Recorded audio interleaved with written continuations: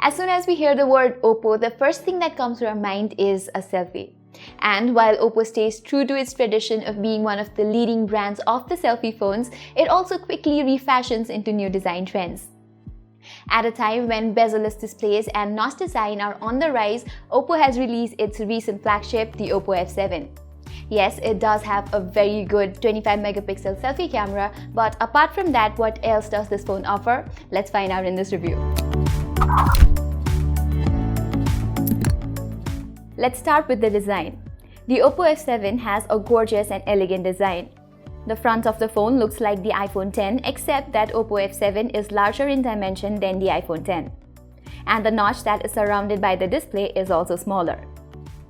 The IPS LCD display has a full HD Plus resolution with an unusual 19:9 aspect ratio. The display is sharp and clear with an excellent contrast ratio. However, it is not as bright as I expected, so you need to put the brightness level at 100% when you are outdoor in a bright sunny day.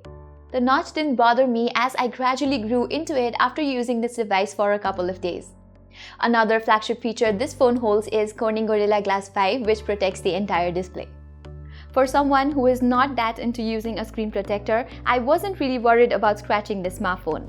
Now, this may not be that big of a feature, but I like the night mode, which was helpful for me during my time of reading.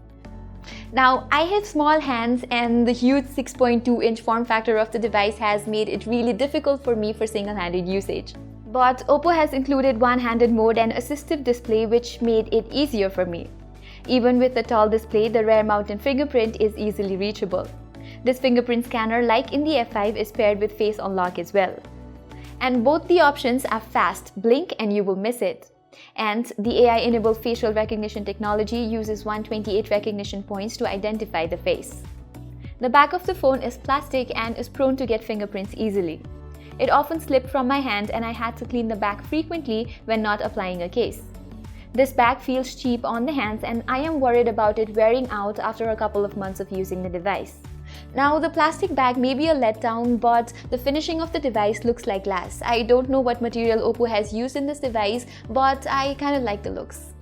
What I like is that the phone feels more premium than any other Oppo phones and feels great in hands.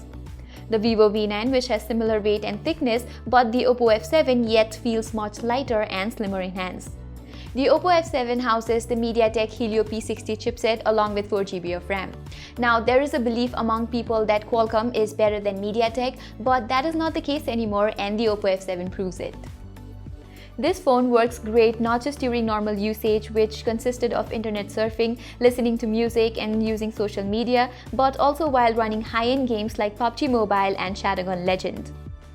The smartphone didn't lag once and it is certainly among the best performing mid-range smartphones available in the market right now. The gaming performance is boosted by the built-in game acceleration mode, which automatically accelerates the performance of the phone when you boot up a device. With the P60 chipset and the gaming mode, gaming on this device was a great pleasure. That, alongside the full-view display, makes the performance front enjoyable. On the software department, you get the latest Android 8.1 Oreo. It does have a clunky UI which is heavily customized, but the interface is smooth and I love the animation going around the software. There are many pre-installed apps like WPS Office, iReader, which can be uninstalled if unwanted. The noticeable change is that the control panel is now accessed by swiping it down from the top. Now let's talk about the major highlight of the Oppo F7, its software. No, I'm kidding. Let's talk about the selfie camera. And like the Oppo F5, this one is AI-enabled too. Oppo has claimed that this version of Purifying Tool is better, and we put that to the test with mole testing. Certainly, this time the smartphone passes the test, as you can see from the image sample. However, sometimes it tends to turn you into a wax doll with too much of beauty mode in place. But even though I am not a selfie queen, taking selfies was fun. The selfies are good even in low lightings. The pictures taken are vibrant, clear, and have great saturation. The camera has many features like HDR, super vivid mode, and so on. Now, the rear camera is no less amazing. The rear camera is a single camera of 16 megapixel which has a wider focal 1.8 aperture. I did miss dual cameras on the back. Well, yes, I am not that into taking portrait mode pictures, but still, the secondary lens could have been utilized for a monochrome lens at least. I can say that single camera doesn't offer great portrait shots compared to the one from dual cameras. You can see this comparison shot between the Vivo V9 and the Huawei Nova 3E. Nonetheless, the normal pictures taken under well-lit conditions are crisp, sharp, vibrant, and clear. With the Super Vivid mode and HDR mode, I clearly got some amazing pictures.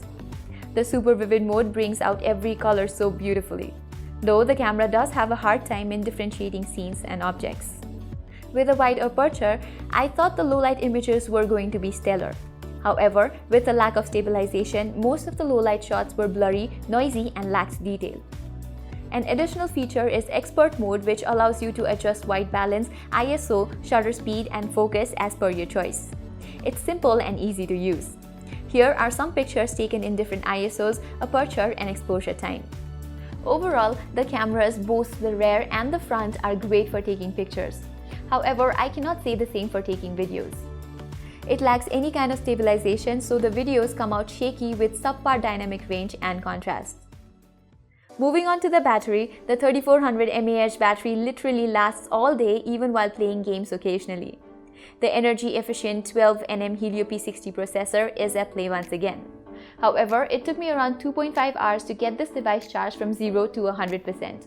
This is because of the fact that this device lacks any kind of fast charging. In our review of the Oppo F5 last year, we had suggested Oppo to use the VOOC technology on its smartphone, but this does not seem to be the case this time again. Huawei recently launched the Nova 3E that has fast charging enabled, so it's high time Oppo followed the bandwagon as well. The Oppo F7 might not have a great rear camera setup or state-of-the-art software. However, this device will never give up on you with the octa-core P60 processor at helm. And if you're more into taking selfies, let's just say that the Oppo F7 is just the device for you. It also has a very long-lasting battery and a great design. So would I recommend this phone to anyone? Well, definitely yes. Barring a couple of cons this device has, the features it provides, the selfie camera, and the overall performance all make up to the Oppo F7 being a very powerful mid-range device.